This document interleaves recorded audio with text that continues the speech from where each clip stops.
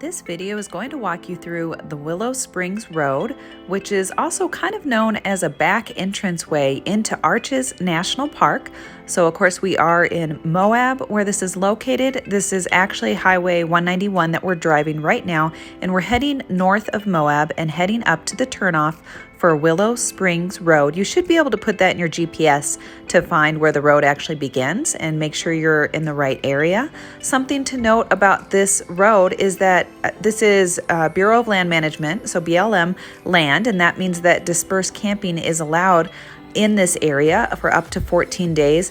Obviously, there's no set campsites or any, amenities or anything, although they did have some porta potties set up, but generally there's not any features. You pretty much just need to be able to pull your camper aside and then park somewhere, and you can camp there for free, which is really awesome. And then for Jeeps and any other SUV that has 4x4, you're going to be able to continue driving this road and take it into Arches National Park.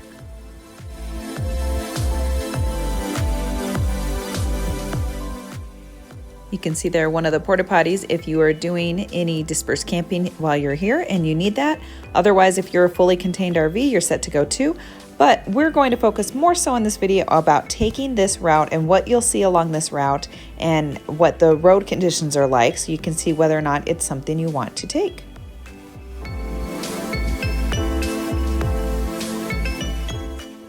In total, the road is about 8 miles, and that amount of time will probably take you about an hour unless you decide to do the Eye of the Whale arch like we do in this video. And so we'll show you that, and that was a bit of a bypass, so it took us a little bit more time. I'd say that we probably spent about 3 hours total on this trek.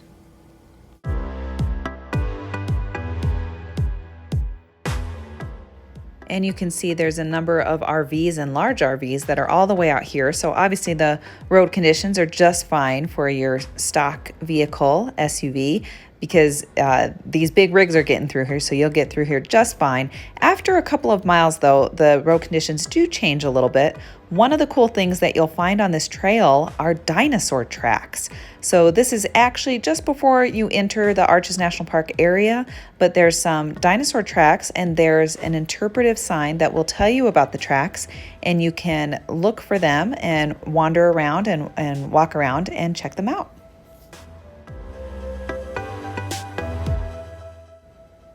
That sign for the dinosaur tracks too is a good marker of where you need to turn so that you can continue on the trail. And that's about 1.5 miles in from Highway 191 that you see that sign.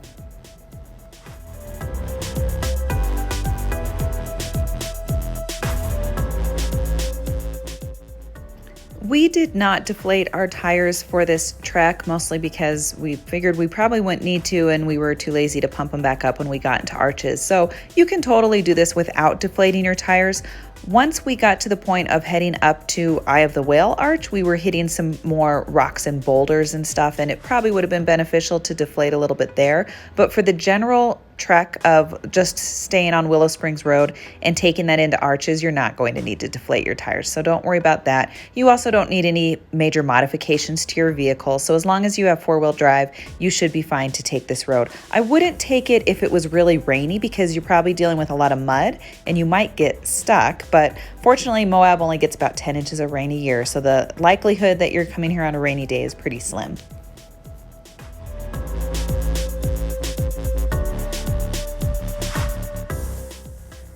And coming up here, we're approaching one of the parking areas for the Clonzo mountain bikers. So there's a bunch of mountain biking trails that are up in this area as well. So you do need to be cautious of mountain bikers. They can be flying on these roads too, and they'll cross right in front of you, and they have the right of way. So you need to just keep your eye open for them and make sure that you're giving them some space and not hitting them. You can see a bunch of the different trails that are like that guy flying by. And you can see a lot of the maps too that will give you indications of where the different trails are for mountain biking and the difficulty level for those trails. Here's the map for the mountain bike trails in case you wanted to check any of those out.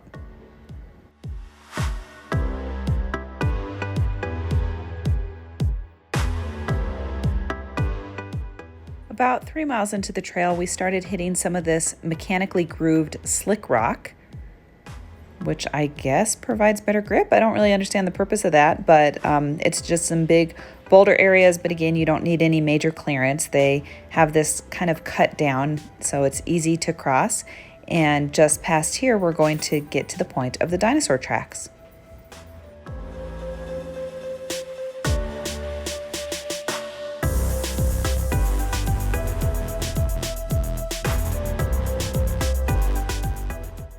And so at a little more than 3.5 miles into this trail, you'll hit the point of the parking lot for the dinosaur tracks.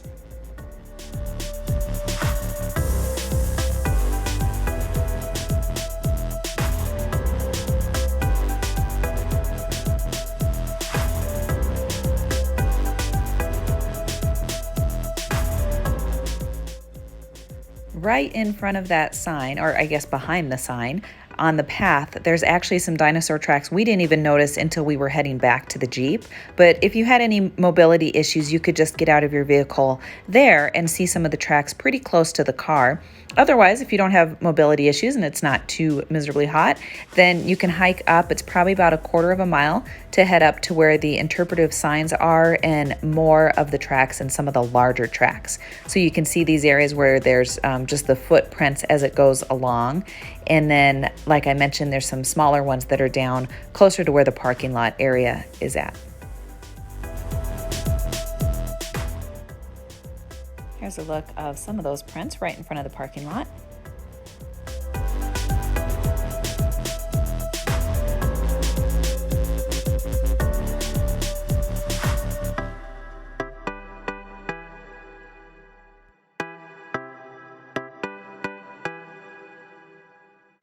As you continue driving on the road, this is now about 3.8 miles in from Highway 191, you get to the point where you are entering Arches National Park.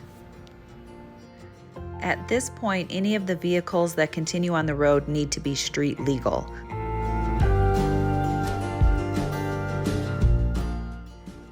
The road now continues pretty much in the same kind of condition for the next 3 miles before you really see another sign or any other indication which way you're going. There's not other turnoff roads though. Occasionally there's like a little ATV type road that you will have seen before this point in time, but you really can't miss the main road that you need to take to continue through the trail.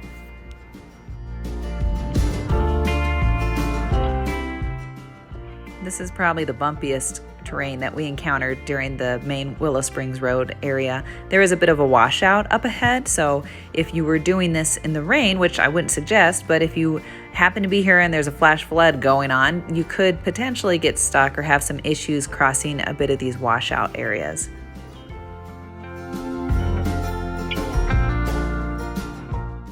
You can see here somebody had a clearance issue, a little bit of scraping on that rock, but just take it slow and easy on this stuff.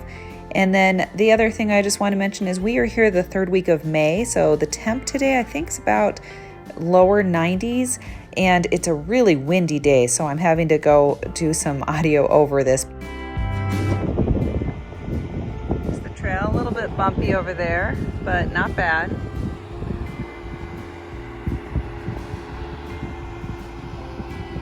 You can see kind of some little bit of rocks and stuff. We didn't even pressure down, and we just saw a guide for the area, and he said he wouldn't worry about pressuring down our Jeep. It's not gonna be anything that bad. I also wanted to make a note that we are doing this alone. You don't always want to go do off-roading alone in Moab, especially when the weather's really hot, but there was cell service this entire time. So we have Verizon. We had no problem getting a cell signal while we were along here. We had a little bit of an issue at Eye of the Whale Arch, but not here on Willow Springs Road. So that was fine. And there was plenty of other traffic with other cars and motorcycles and other vehicles. So if we had run into a major problem that we couldn't fix on our own, there would have been somebody else there to give us a ride somewhere.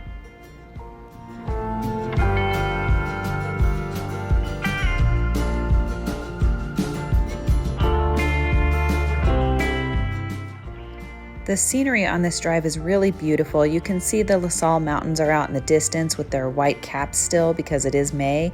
And then as you're getting even closer to where we meet up with the main road at Arches, you're going to start seeing some of these different large boulder sandstone configurations.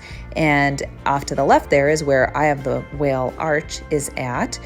If you just continued this road and took it all the way into Arches, we're probably within about 2 miles of this road meeting back up with the Arches Road at the point of Balanced Rock.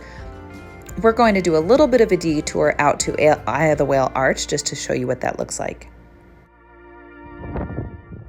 So when you come up to this sign, you can go left and head out towards Tower Arch, or if you want, you could just go to Eye of the Whale Arch, which is still an easy trail. If you head all the way out to Tower Arch, I think it gets maybe a little bit more moderate. They warn you here, technical four-wheel drive vehicle.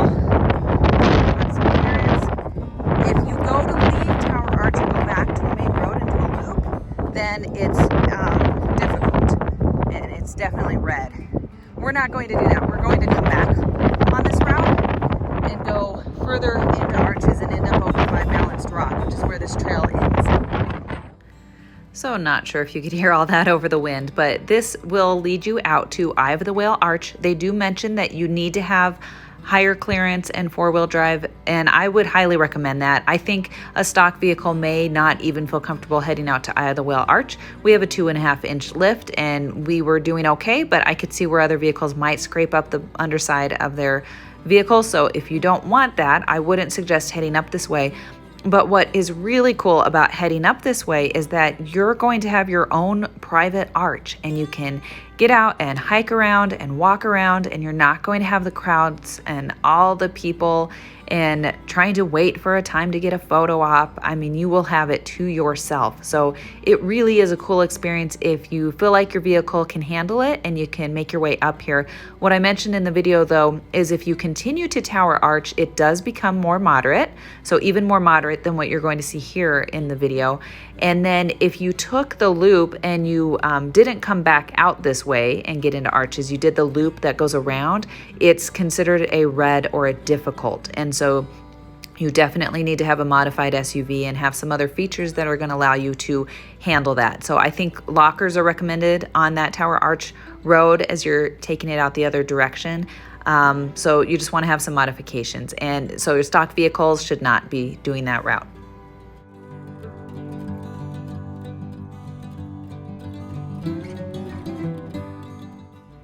Despite not being the most groomed trail and definitely having some rocks and obstacles that are within the trail, they do have a lot of nice rocks that are along the edge. So there's no doubt that you're heading in the right direction. You can definitely tell where the road's at, and that's really nice. And you can see up ahead towards the left, we're getting a little bit closer to where the Eye of the Whale Arch is at. Stopping at Eye of the Whale Arch.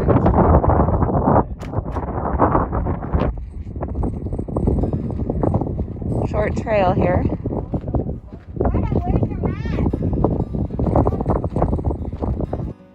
You can hear us talking about our mask and wearing our mask, and it's not because we're worried about COVID when we are out here with absolutely nobody else around us. It's because it's so windy and it's blowing the dirt up and all the debris and everything else, and it's kind of making it hard to breathe.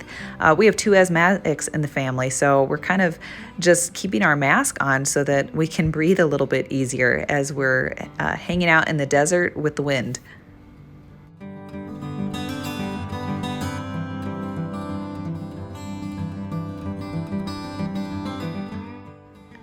The hike up to the actual arch is probably just about a half mile, so not very far at all. And what's nice is there's a lot of shade.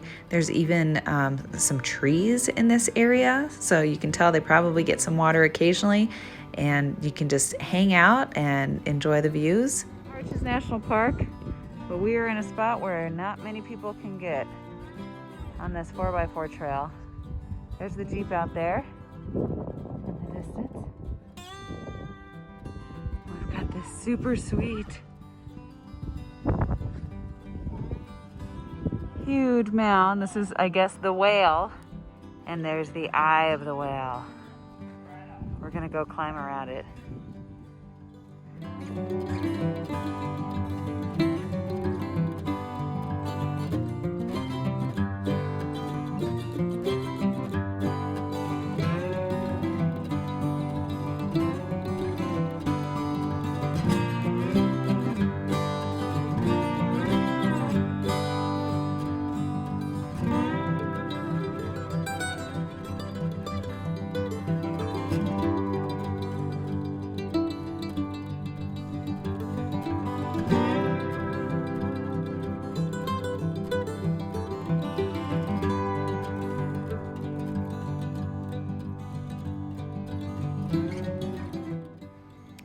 After checking that out, it was time to head back on that road that we took to come up here and get back to where Willow Springs Road will eventually meet up with the paved road inside of Arches National Park. And that'll happen pretty much right across from where Balanced Rock is located within Arches.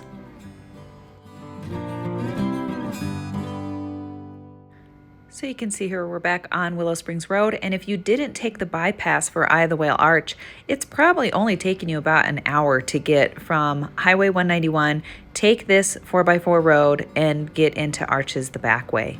So great option if they've closed the main access. And from this point, you can just start parking at the different parking areas and enjoy Arches National Park, and then head out through the main entrance that most people are taking to come in. You could take Willow Springs Road back, but you've seen that, and so take the time to enjoy Arches National Park and then just head out on the main paved road. It'll be a lot faster. I hope you enjoyed this video, and you can see how even if Arches is closed at the main entrance because of the traffic jam of the entrance traffic heading back onto Highway 191, you can still get into Arches National Park and check it out, and you just need a 4x4 vehicle. So hopefully this was useful. If it was, please give it a thumbs up. You can follow us on Instagram and Facebook at RV Homeschool, and follow us here on YouTube for more content about the national parks and RV travel and traveling with kids. Thanks so much for watching.